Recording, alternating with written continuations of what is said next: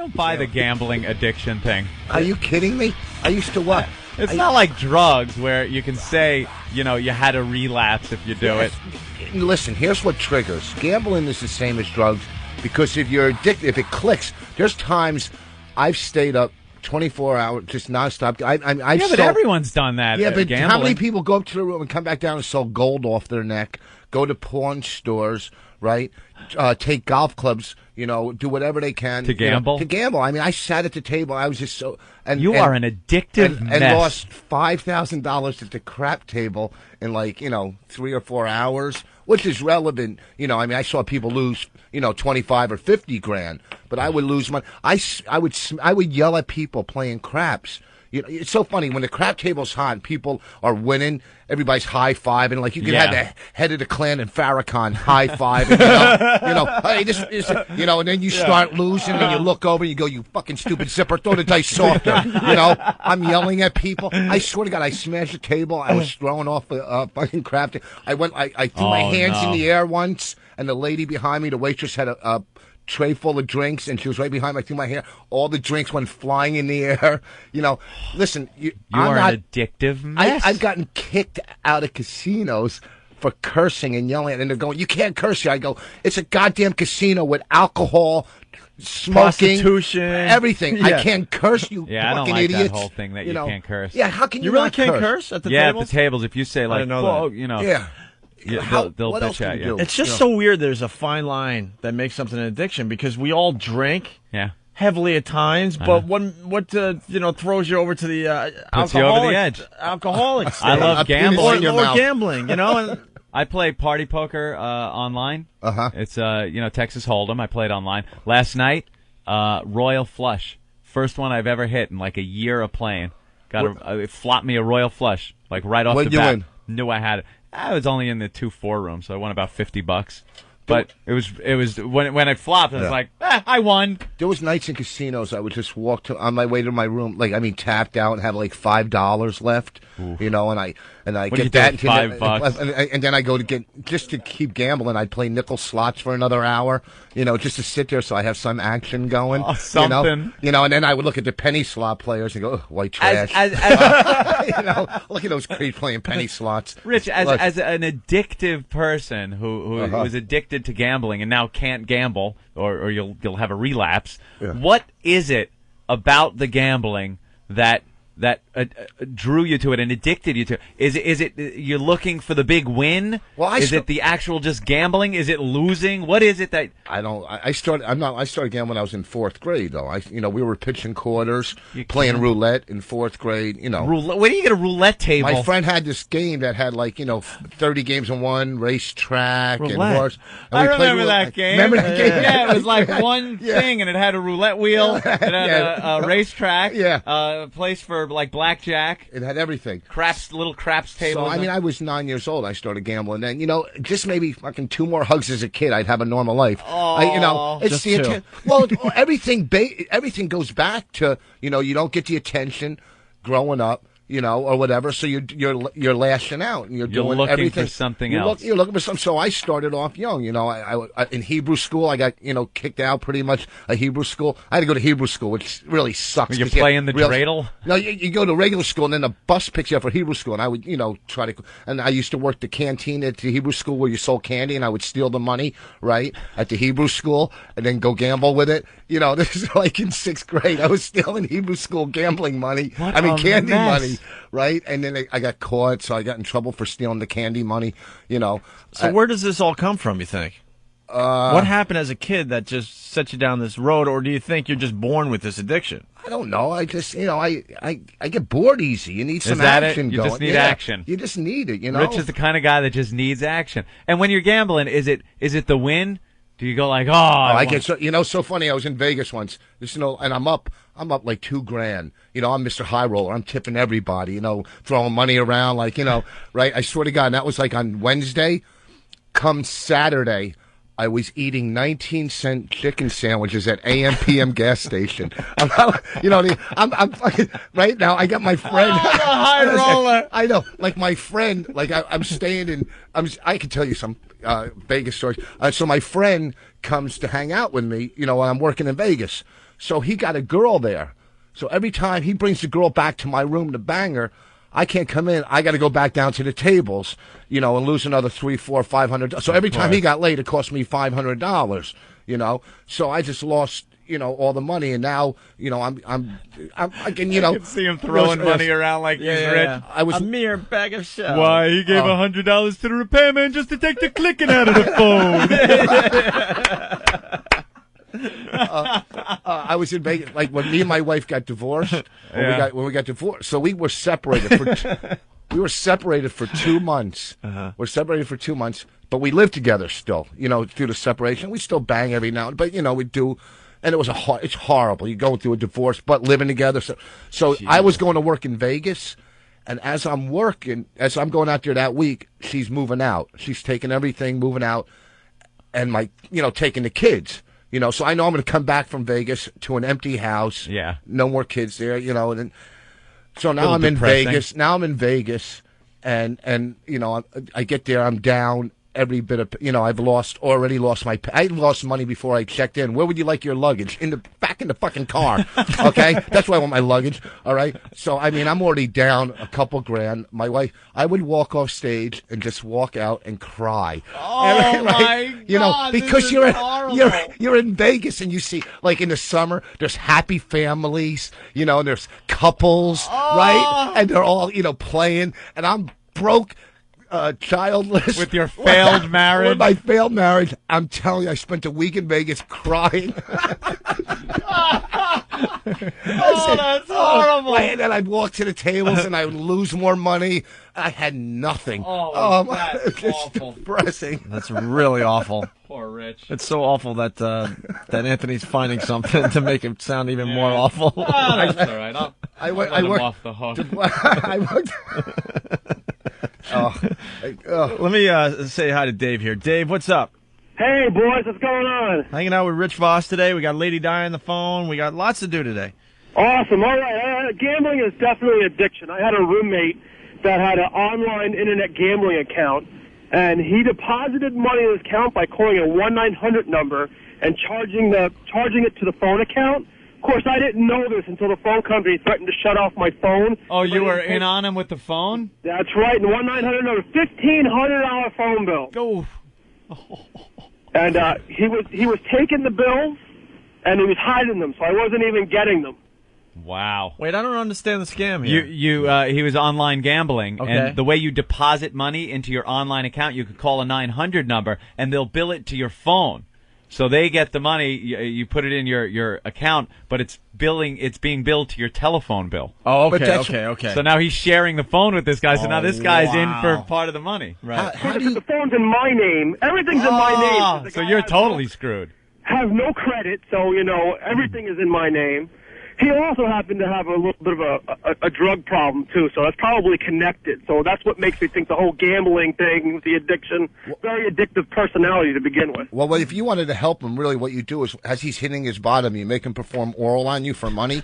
Right. And then he then you know you hit bottom. But who could get, I could never gamble online. I want to see what's going on. How do you trust what's really going on, with the computer? How do you know if you're. I ask Ant that all the time because he plays after the show just a little bit. He's just having fun, and I'm thinking, is there cheat codes involved? You know what you got to do? You find one of the most reputable online ones, and you play on that. You don't play with any shady online companies. Reputable. I was in Pittsburgh last week. A guy had the back of his neck pierced. It's by the spine. Yeah. Right. He goes, well, the best piercer in town did it. Oh yeah. Well, you know what? Only 2 people are crippled. Okay. So how do you know who's reputable? I mean, yeah, but by just the sheer volume of people that play it. Really? It's the one I play is partypoker.com, and it's like the one that everybody plays. Let me tell you, I don't know. I haven't seen anything that would lead me to believe anything's a scam. I've been playing with the same. I think I put about $200 in, and I've been playing with the same $200 for. It goes up, it goes down. It's just fun to play. But for a while. Have you ever shot craps? No, I have no idea how craps work. Craps it looks exciting. It's the crack of gambling. That's so what I hear. I would step over a naked broad to shoot craps. To shoot craps? Yeah. Get out of here. I'm going to play craps. I'm not lying. I swear to God, I was in Vegas once and I picked up a waitress, right? Or not a waitress, just some girl after the show. And she goes, I used to do this all the time when I picked up girls here. I would bang them, and I go, look, let me go down and get something to eat, and I go gamble, and then run back up. And one girl, I said, look, I'm hungry, and she goes, if you get me an English muffin, I'll give you an anal. I go, oh. I swear to God. But I ran down to gamble instead. I did come back with a cold English muffin.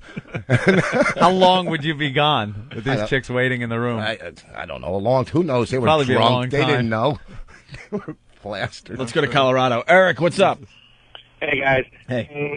Man, my wife would like to kill me. When we were in Vegas on our honeymoon, I sat down at a blackjack table with $500, played for 4 hours. One point, I was up almost $20,000.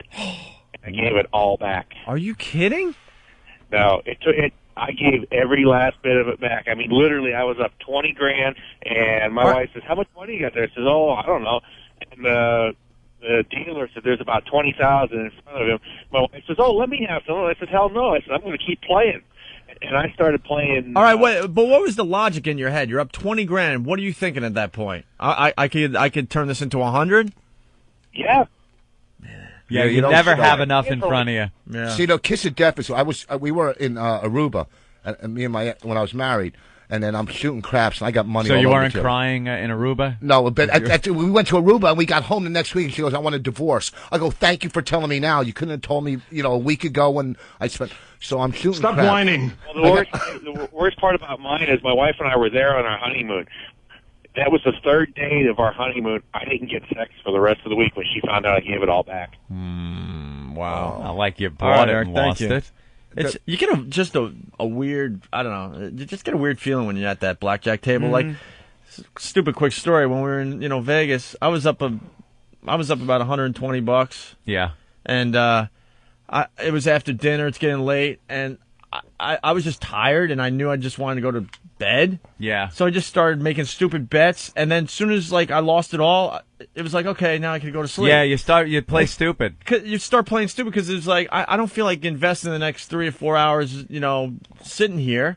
So I started getting lazy. Like maybe I'll go for the quick win. The big fix. Either the quick win doesn't work, or I'll go to bed and I'll be satisfied. That I'm not leaving any money on the table and wonder. It's just weird. When you do the slow build. When you really dedicate yourself to the game, right? For a bunch of hours, you're going to sit there and you just do the slow build. You play the way you play, you'll do fine. When you lose a few and you try to make it up on that one bet, that's when you're going to watch your pile go down. Well, I was making $50 bets. I saw you were making $250 bets on, whatever. But I was doing it because I was like, I just want to. It was a weird feeling I got. Like, I just want to lose this money fast because I'm really tired. I just want to go to bed. Yeah, people do that. Yep. And I just threw away a quick 120 plus my initial invest. I ended up losing 110. So it was like a $230 turnaround just because I was tired. Because you get tired, you want to go to your room. I get Western Union send people. I call them to send me money, but you just. I couldn't do that quick build at blackjack. That's boring. I mean, I might as well just put my money in stock. Not at all. It's a whole. You got to get at a cool table with some fun people. Yeah, then you have a good time. Anthony and I were sitting side by side, and Club Soda Kenny was there. It was just like a social event for a gambler like Voss. Though it's not about having fun. Who wants to meet friends at a table? Okay, see that's the difference between what we were doing and what you were explaining earlier, the addiction. Because to me, it was like, free drinks. The dealer was fun. That lady Sharon, and we were just laughing and goofing, and then making fun of the squirrely guys that were sitting down. The coolers that come over and sit down. Yeah, Kenny. I mean, we're gonna get him on tape to say this, but all of a sudden he would just whisper to Ant and I, "Here comes the cooler. Here comes the Go cooler. back to minimum bets for a while." The cooler. Yeah, sit at the table and just chill the table off. Oh, that was me. Mush. Awful. One week in basketball. Out of 14 games, I picked 12 losers. Do you know that's almost impossible? That's hard to do. That's almost impossible. All right, let's go. We got to move on. How does this Bill guy? I want to see if he. We're going to go to cheating. Both these guys. Oh, good. Yeah, we got two of them. Kansas checking in. It's Danny. Go ahead, Danny. Danny. Hey, what's going on, guys? Hey. Hey, silly pants. This party poker thing. Two things. Me and some of my buddies have about 4 or 5, or now 5 computers in one room, and we'll go sit in partypoker.com, pokerroom.com, and just take 2 or 3 guys' money in hour, 20 minutes, sit at maybe a 10-20 table. So that's the way you can get easily taken. You need different IPs though for each computer, my friend. No, I understand. Yeah, they won't let you online. If you're at home, and let's say, because I have about 3 computers set up at my house, and I try to log on all 3 to one table, they won't allow it. Yeah, we have 5 different lines coming in our house. 5 different lines coming in. And then you got to find a table that you can all get at. And then if somebody comes, then you could kind of use each other to try to take one person's money. Oh, I mean, the odds are sick in your favor. I mean, and then you can lose money to the other guy, so it doesn't look kind of funny. But also, if you notice in party poker, there's always 3 or 4 guys. The room gives them, everyone a hand, and everyone's in the hand on the flop, so the rate keeps on going up. I mean, they're there to make money. It's shady if you watch that. I don't know. I've done pretty well on it. Yeah. Like if you really play disciplined, you'll do all right. All right. You just can't be crazy. Real quick, what's funny? This guy said he took his wife to Vegas on their honeymoon. I took my wife to, I got San Francisco because I got booked a weekend there. So I got, free hotel on my honeymoon, and I did a gig. Cheapo. Oh, my God, are you a cheap Jew? Let's go to Long Island. Bill? Yeah, how you doing? Hey. All right, so let me tell you, it's a little different way than he just said. What we actually do is, we have a monthly game we play with about 20 guys. So 5 of us got together, and we go to the tournament tables, the $100 tournament tables. Right. So they don't fill up right away. So you can get in there. So we got 5 guys, and we're all on cell phones. So, he's at his house, I'm at my house. So everybody's on a cell phone. We all pick the number table we're going to pick, and then we all go to that table. So when we go to the table, now we could talk to each other about what hands we got because we're all on our cell phones talking to each other. And how would that explain to the listener how that would affect what somebody else at the table that isn't involved in your little posse? How could that give you guys the advantage?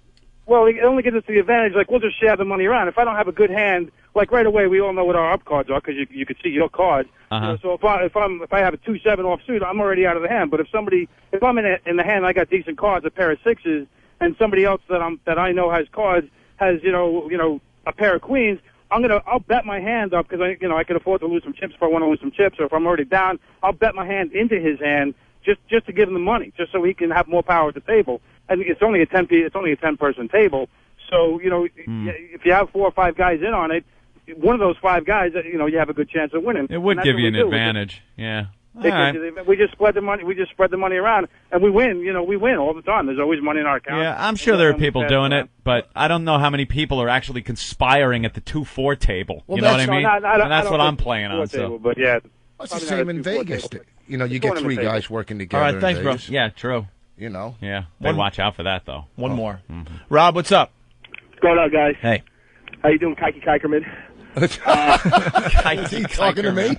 Who else could he be talking to? That's hilarious. My dad used to have an account with one of those offshore betting agencies, and their clocks were on a 2-minute delay. So he was able to go to OTB, see the winner of a race, and then call it in really quick. And he would clean up once a month. You can't keep doing it because they would catch on. But it was one of the best scams that he ever did. Never heard of that. You just call me Kiki Kikerman, and your father's stealing to support his family.